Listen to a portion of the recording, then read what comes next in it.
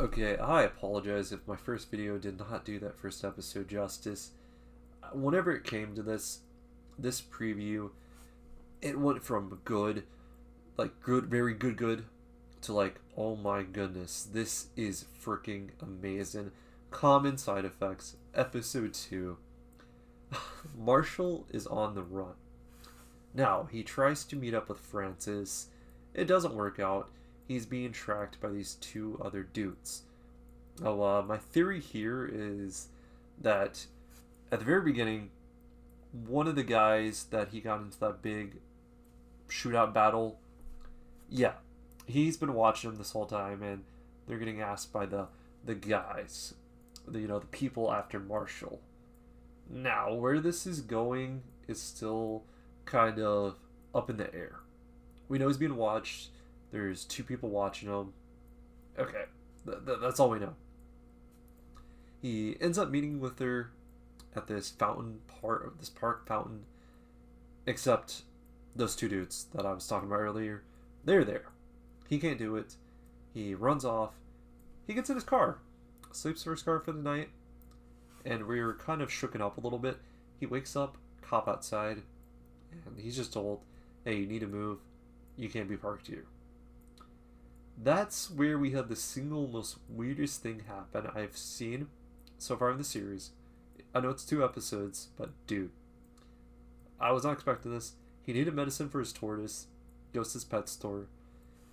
The funkiest thing happens. So he's just like wandering around, and he goes and looks on the ground. And this is where we are met up with this druggy looking dude. He's literally laying in the floor with a bunch of pill bottles and like a bunch of other stuff. And yeah, apparently Marshall knows him, and it ends up being his brother Zane. They even have like this tight little handshake, and yeah, he kind of has to tell him, no, don't do that. And whenever he tells him, no, don't do that, he throws up this like pill. One side is frowny, one side is happy. Don't know if this is like LSD or some type of perks, but bro was just cooking up this potion for this tortoise. And then after that, he has the audacity to ask Marshall, "Hey, can I take that tortoise off your hands?" Marshall's like, "No," and then just scurries out of there. He's like, done. The next part, we go back to Francis. So, Francis is at work on a computer, and she's researching mushrooms. She wants to make this bread. Okay, the whole reason she's after Marshall is to get information to give to this pharmaceutical company that she works for and make that money. She sees some videos that Marshall made about mushrooms, as well as this lady, and this lady talks about some type of blue mushroom that has the properties to heal. It's not real in reality, but it is real because it is basically impossible. But Marshall found it. Okay. It sounds complicated, but it's not. While she's doing that, that's where her boss comes in, and he's like, "Hey, someone canceled dinner reservations. You want to go with me instead?" And she's like, "I'm the one that made those." They go to dinner. Things are chill. And she approaches her boss yet again about this whole medicine thing. She wants to go and show him. She needs proof that this is real. And the only way to do that is boss is like, "Hey, go ahead, take my BMW, go get it done. I'm down for it. Go make that money." She takes his BMW. She goes to his house. And it turns out at his house, well, he's being watched by the two officers, which, that's just peak. Okay, Cabano and Harrison are just peak. As time goes on, I'm excited about learning their names, more about them. We just don't know enough about them. They're just the party. From this, she's in here, and, well, the two guys earlier from the park that are mysteriously masked up, they burn the house down to hide the evidence, so-called. And she is in this fire, and she has to like make her way out. She kind of scurries off and escapes. The craziness and chaoticness in this episode it's so much I can't remember every bitty part. But the major thing that happens here, Marshall is on the run, and he is being watched by these two dudes.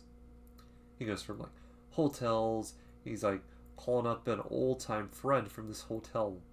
And that's where the friend is like, yeah, I'll do that for you after he asked him, I think, to get rid of some stuff at his house, save his pets, and there was something else. Oh my goodness. Yeah, now that you think about it, a bunch of his pets ended up dying in that fire. Okay, I didn't think that deep about it, but moving along, I'm sorry.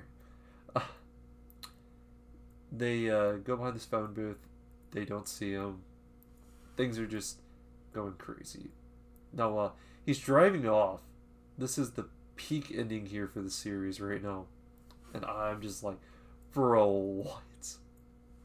One of the masked dudes are like juggling in the street. And meanwhile, oh my god, dude. From the side, he gets hit by a big old truck. And it turns the thing over. I'm just like, oh my god, dude. Oh my god. He keeps having this hint of him taking this mushroom. He takes they like come over with their guns and stuff. And it's just chaotic, bro. But they don't get him. He's still on the run. Everything is good and clear for him. Now, we go back to Francis. They're interested in these BMW marks. And I am referring to Cabano and Harris. Pause for a second. They want to know who that was. So now we have this thing. You ever seen that meme of Spider-Man pointing like this to the other Spider-Man, to the other Spider-Man, to the other Spider-Man? This is what's going on right now. It is literally what is going on right now. Everyone is going to be pointing at each other in the end. And it's just going to be funny. The peak ending for me here, though, is finally that same dude from the beginning. It's like this governor or some really higher up. Don't know his title. He's just really high up.